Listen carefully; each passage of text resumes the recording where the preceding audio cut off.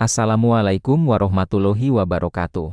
Perkenalkan saya Opik Nurjaman, peserta Latsar CPNS Kabupaten Ciamis, Angkatan 5, Kelompok 1.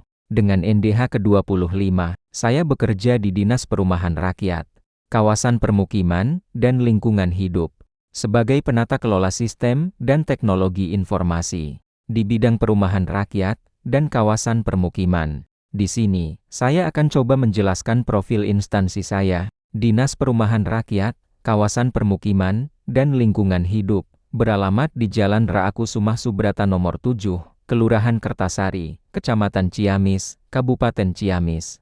Baiklah, untuk visi Dinas Perumahan Rakyat Kawasan Permukiman dan Lingkungan Hidup, yaitu mewujudkan pembangunan perumahan rakyat kawasan permukiman dan pengelolaan lingkungan hidup, menuju kemandirian. Kemudian, untuk misi Dinas Perumahan Rakyat Kawasan Permukiman dan Lingkungan Hidup, yaitu menciptakan lingkungan perumahan dan kawasan permukiman yang harmonis dan lingkungan hidup yang lestari. Baik, untuk selanjutnya ada struktur organisasi. Dimulai dengan Kepala Dinas, yaitu Bapak Dr. Giatno. Kemudian di bawahnya ada bagian sekretariat, dengan Sekretaris Dinas Bapak Aris Taufik Abadi. Di bagian sekretariat, ada Sub-Bagian Umum dan Kepegawaian, Sub-Bagian Keuangan serta kelompok jabatan fungsional. Untuk bidang perumahan rakyat dan kawasan permukiman, dengan Kepala Bidang Bapak Disi Arianto. Selanjutnya bidang kebersihan, persampahan dan pertamanan, dengan Kepala Bidang Bapak Irwan Effendi. Selanjutnya bidang tata lingkungan, dengan Kepala Bidang Bapak Kohan Sutiarjo. Selanjutnya bidang pencemaran dan kerusakan lingkungan, dengan Kepala Bidang Ibu Rini Valianti. Dan bidang yang terakhir adalah bidang penaatan dan peningkatan kapasitas lingkungan hidup, dengan Kepala Bidang Ibu Arikah Suparman. Pada semua bidang, ada kelompok jabatan fungsional dan staf. Dan yang terakhir, yaitu unit pelaksana teknis. Selanjutnya ada tugas dan fungsi. Sebagai penata kelola sistem dan teknologi informasi, tugas utama saya adalah 1. Mengelola sistem informasi dan teknologi digital, yang mendukung penyelenggaraan urusan perumahan dan kawasan permukiman. 2. Menyediakan layanan digital berupa pengolahan data, informasi, dan dokumentasi program atau kegiatan bidang perumahan.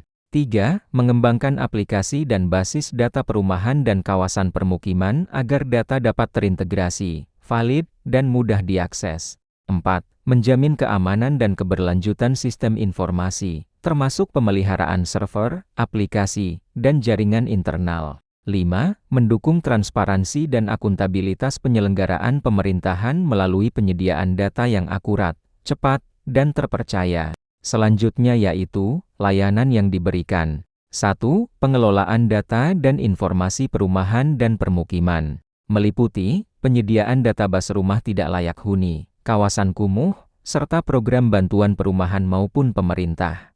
Kemudian, update dan validasi data secara berkala. 2. Sistem informasi perumahan dan kawasan permukiman. Meliputi, aplikasi berbasis web untuk monitoring pembangunan perumahan, penanganan kawasan kumuh, serta pengelolaan bantuan rumah. Kemudian, fitur input data masih manual maupun impor data dari kecamatan atau desa. 3. Layanan teknologi informasi internal. Meliputi, dukungan sistem informasi teknologi untuk pegawai seperti email dinas, jaringan, perangkat lunak. Kemudian, pemeliharaan infrastruktur server, keamanan data, dan integrasi dengan portal kabupaten. 4. Layanan publik berbasis digital. Meliputi, penyediaan informasi program perumahan dan data rumah tidak layak huni kepada masyarakat secara transparan. Kemudian, sistem pengaduan dan komunikasi online terkait perumahan dan permukiman.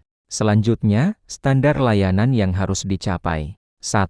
Kecepatan akses data. Artinya, data perumahan dapat diakses langsung, maksimal 5 menit sejak permintaan. 2. Akurasi dan validasi data. Artinya, tingkat kesesuaian data minimal 95% dengan kondisi lapangan. 3. Ketersediaan sistem. Artinya, aplikasi dan server aktif minimal 98% waktu operasional. 4. Respon layanan informasi teknologi. Artinya permintaan layanan teknis internal ditangani maksimal 2 kali 24 jam. 5. Transparansi informasi publik.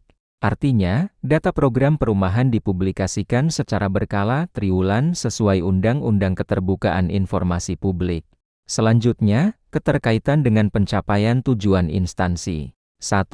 Mendukung visi instansi, yaitu dengan adanya sistem informasi yang baik, perencanaan dan evaluasi program perumahan dapat berbasis data. 2. Mempercepat layanan publik, yaitu masyarakat lebih mudah mengakses informasi bantuan rumah, status kawasan kumuh, serta program pemerintah. 3. Meningkatkan transparansi dan akuntabilitas, yaitu data yang terbuka dan sistematis mencegah tumpang tindih program dan meningkatkan kepercayaan masyarakat. 4. Integrasi smart governance, yaitu pemanfaatan teknologi informasi menjadikan dinas lebih adaptif dalam mewujudkan smart governance di bidang perumahan dan permukiman.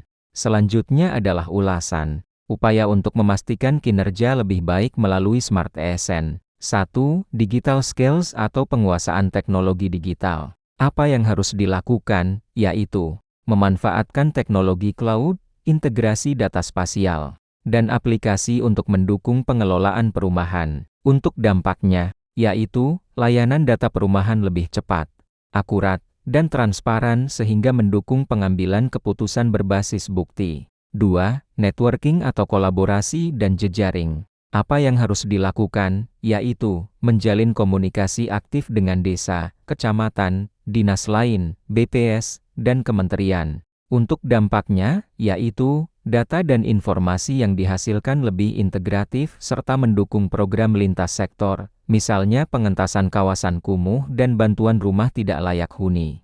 3. Smart governance mindset atau inovasi dan adaptasi. Apa yang harus dilakukan, yaitu berpikir adaptif dengan menghadirkan inovasi layanan digital dan menggunakan data analytics dan dashboard monitoring untuk evaluasi program perumahan secara langsung. Untuk dampaknya, yaitu instansi mampu bertransformasi dari layanan manual menjadi layanan berbasis digital, sesuai arah smart governance. 4. Service oriented atau berorientasi pelayanan. Apa yang harus dilakukan, yaitu memastikan sistem informasi mudah diakses masyarakat, ramah pengguna, dan responsif. Untuk dampaknya, yaitu kepuasan publik meningkat, citra positif instansi terbangun, serta mendukung pencapaian zona integritas. 5. Continuous learning atau ASN pembelajar. Apa yang harus dilakukan, yaitu mengikuti pelatihan dan sertifikasi di bidang teknologi informasi dan manajemen pemerintahan. Untuk dampaknya, yaitu kompetensi pribadi dan organisasi meningkat sehingga mampu menghadapi tantangan di era transformasi digital. Sekian penjelasan dari saya. Terima kasih telah menonton. Assalamualaikum warahmatullahi wabarakatuh.